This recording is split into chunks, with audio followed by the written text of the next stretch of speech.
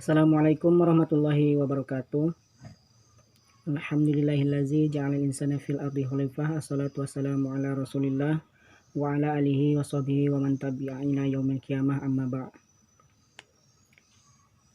Yang saya hormati Bapak Amiruddin SPDI MPDI selaku dosen pengampu mata kuliah Filsafat Pendidikan, dan yang saya hormati juga teman-teman semuanya.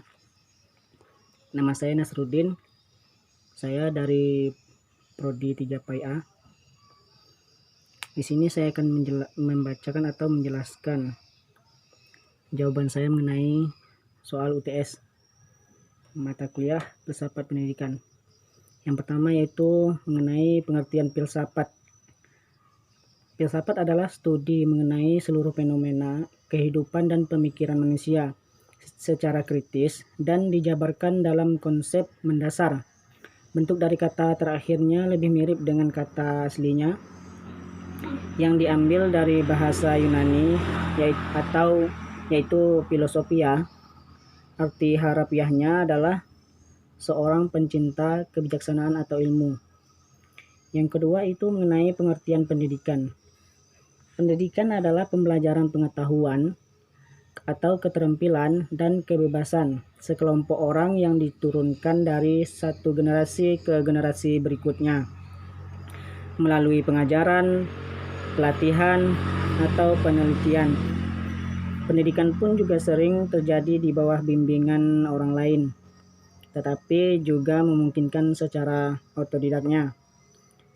Selanjutnya yaitu mengenai pengertian filsafat pendidikan.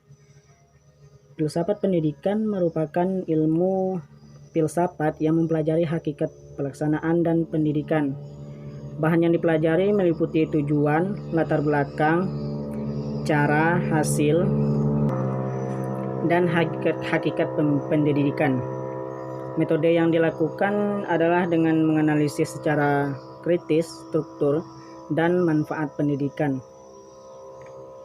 Selanjutnya, soal yang kedua itu mengenai kegunaan filsafat pendidikan terhadap dunia pendidikan.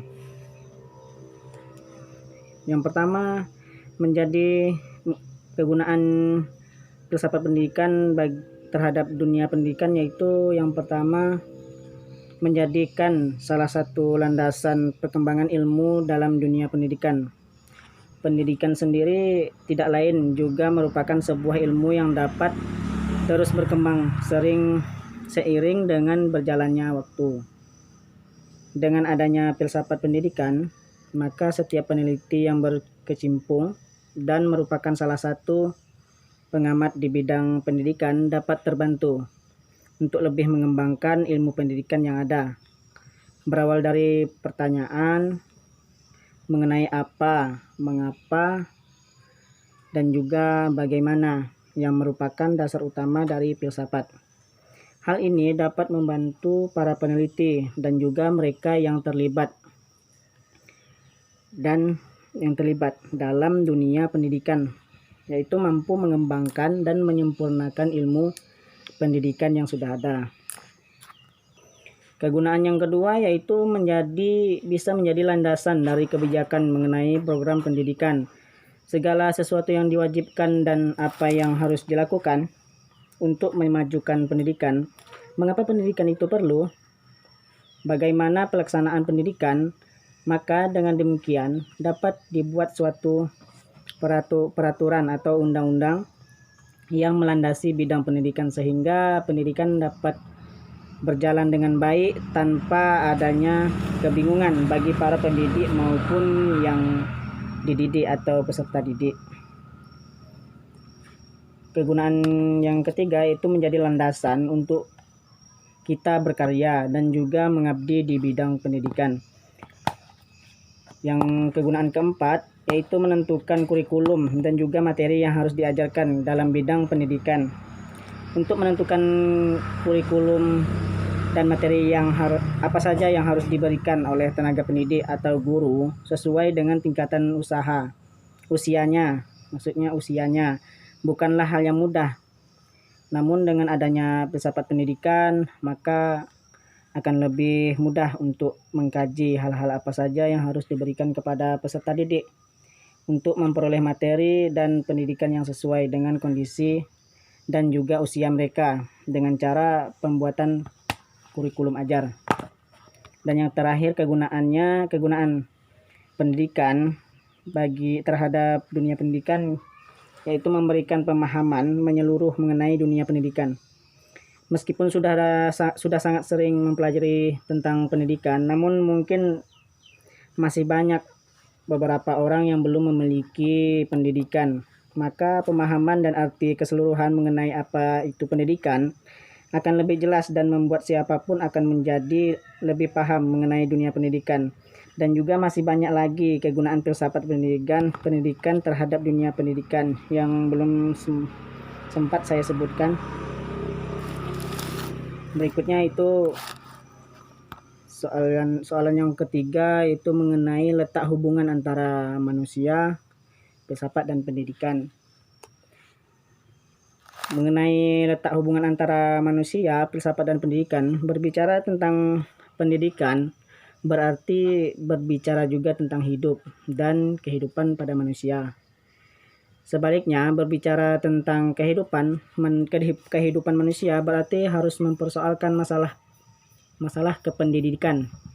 Jadi antara manusia dan pendidikan terjalin hubungan kausalitas karena manusia pendidikan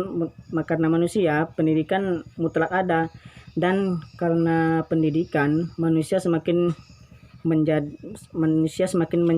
diri sendiri sebagai manusia yang manusiawi.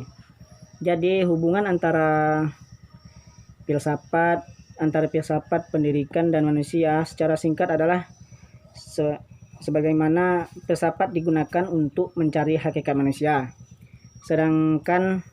sehingga diketahui apa saja yang ada dalam diri manusia. Hasil kajian tersebut dalam filsafat tersebut akan dikembangkan oleh pendidikan dan dijadikannya potensi atau nyata berdasarkan esensi keberadaan manusia. Selanjutnya ada soalan yang terakhir, yaitu mengenai teori-teori pendidikan ideal yang ditawarkan oleh beberapa aliran-aliran. Yang pertama itu aliran idealisme. Mana dari aliran idealisme ini adalah salah satu aliran filsafat pendidikan yang berpaham bahwa pengetahuan dan kebenaran tertinggi adalah ide.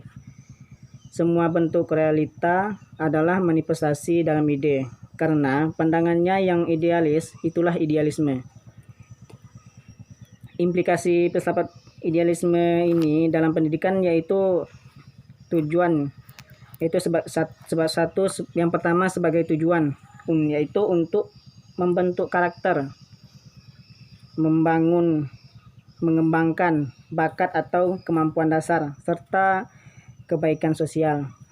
Yang kedua itu kurikulum pendidikan dalam idealisme, yaitu untuk pengembangan kemampuan dan pendidikan praktis untuk memperoleh pekerjaan. Yang ketiga metode diutamakan metode dialektika atau saling mengaitkan ilmu yang satu dengan yang lain. Tetapi metode lain yang efektif dapat juga dimanfaatkan. Yang keempat yaitu peserta didik, yaitu bebas untuk mengembangkan kepribadian, bakat, dan kemampuan dasarnya. Yang kelima yaitu pendidik harus bertanggung jawab dalam menciptakan lingkungan pendidikan melalui kerjasama dengan alam. Yang kedua yaitu aliran realisme. Makna dari aliran realisme adalah aliran filsafat yang memandang realitas sebagai dualitas. Aliran realisme memandang dunia ini mempunyai hakikat realitas yang terdiri dari dunia fisik dan dunia rohani. Tujuan pendidikan dalam realisme adalah untuk menyesuaikan diri terhadap lingkungannya, baik lingkungan alam maupun lingkungan sosial budaya, serta mampu melaksanakan tanggung jawab sosial. Yang kedua itu kurikulum pendidikan. Dalam realisme ialah kurikulum harus berisi pengetahuan dan nilai-nilai esensial agar siswa dapat menyesuaikan diri baik dengan lingkungan alam masyarakat, dan kebudayaannya. Selanjutnya itu metode pendidikan dalam realisme, yaitu metode mengajar yang disarankan para filsuf realisme, yaitu bersifat otoriter, yaitu guru mewajibkan para siswa untuk dapat menghafal, menjelaskan, dan membandingkan fakta-fakta dan mengambil kesimpulan makna-makna yang baru. Yang terakhir yaitu peran guru dan siswa, bisa dibilang itu pendidik dan peserta didik. Peran guru yang pertama itu penentu materi pelajaran, yang kedua menggunakan minat siswa yang berhubungan dengan mata pelajaran, yang ketiga mendisiplinkan siswa melalui ganjaran dan prestasi, yang keempat mengendalikan perhatian siswa, dan yang terakhir membuat siswa aktif. Berikutnya yaitu peran siswa. Yang pertama menguasai pengetahuan, yang kedua taat pada aturan dan berdisiplin. Sebab aturan yang baik sangat diperlukan untuk belajar. Disiplin mental dan moral dibutuhkan untuk berbagai tingkat keutamaan. Yang ketiga yaitu mengenai aliran pragmatisme. Nah, pragmatisme ini berasal dari kata pragma yang artinya guna. Pragma berasal dari bahasa Yunani, maka pragmatisme adalah suatu aliran yang mengajarkan bahwa yang benar adalah apa saja yang membuktikan dirinya sebagai yang benar dengan akibat-akibat yang bermanfaat praktis. Tujuan pendidikan dalam aliran pragmatisme ini yaitu adalah memberikan pengalaman untuk penemuan hal-hal baru dalam hidup sosial dan pribadi. Yang kedua, metode pendidikan dalam pragmatisme ini adalah anak belajar di dalam kelas dengan cara berkelompok. Yang ketiga, pendidik dan peserta didik. Yang pertama, pendidik. Dalam pragmatisme ini, guru adalah pendamping yang lebih berpengalaman dan karenanya dipandang sebagai pemandu atau penuntun untuk peserta didik. Sebagai contoh, berikutnya yaitu peserta didik dalam pragmatisme, yaitu seorang pelajar merupakan subjek yang memiliki pengalaman sehingga dengan kecerdasannya mampu untuk memecahkan situasi-situasi problematis. Berikutnya yaitu aliran eksistensialisme. Aliran ini berasal dari kata ex yang berarti di luar, dan sitensi yang berarti berdiri atau menempatkan. Secara luas, eksistensi dapat diartikan berdiri sendiri sebagai dirinya sekaligus keluar dari dirinya. Yang pertama itu tujuan pendidikan eksistensialisme, yaitu menjadikan sekolah sebagai tempat yang memberikan kebebasan serta tidak mengekang, tidak membatasi dan membelenggu keinginan atau kebutuhan siswa. Yang kedua itu kurikulum pendidikan. Dalam eksistensialisme, kurikulum pendidikan yaitu merupakan landasan bagi kebebasan manusia. Namun perlu digarisbawahi bahwa kebebasan itu sendiri memiliki aturan-aturan. Di sekolah pun perlu diajarkan pendidikan soal sosial untuk mengajarkan rasa hormat terhadap kebebasan untuk siswa. Metode pendidikannya yaitu metode pendidikan yang digunakan di dalamnya harus memberi ruang kepada kebebasan dan penghargaan terhadap eksistensi individual.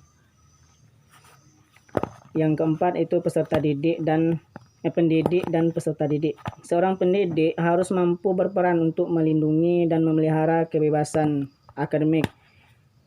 Yang peserta didik adalah makhluk rasional dengan pilihan yang bebas dan bertanggung jawab atas pilihannya.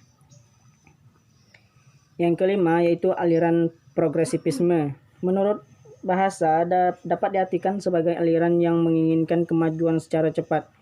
Tujuan pendidikan dalam aliran ini yaitu aliran ini lebih menekankan pada memberikan pengalaman empiris kepada peserta didik. Yang kedua, kurikulum pendidikannya merupakan serangkaian program pengajaran yang dapat mempengaruhi anak belajar secara edukatif, baik di lingkungan sekolah maupun di luar. Yang ketiga yaitu pendidik. Sebagai guru, maka perannya adalah sebagai fasilitator atau pembimbing bagi peserta didik. Yang keempat itu peserta didik. Belajar dilaksanakan berangkat dari asumsi bahwa anak didik bukan manusia kecil, melainkan manusia seutuhnya yang mempunyai potensi untuk berkembang. Yang terakhir itu mengenai aliran perennialisme. Aliran ini merupakan suatu aliran dalam pendidikan yang lahir pada abad ke-20, lahir dari suatu reaksi terhadap pendidikan progresif.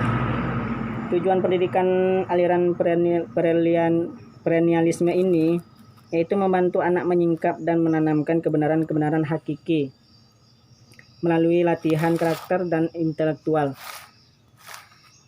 Kurikulum pendidikannya harus menekankan pertumbuhan intelektual siswa pada seni dan sains.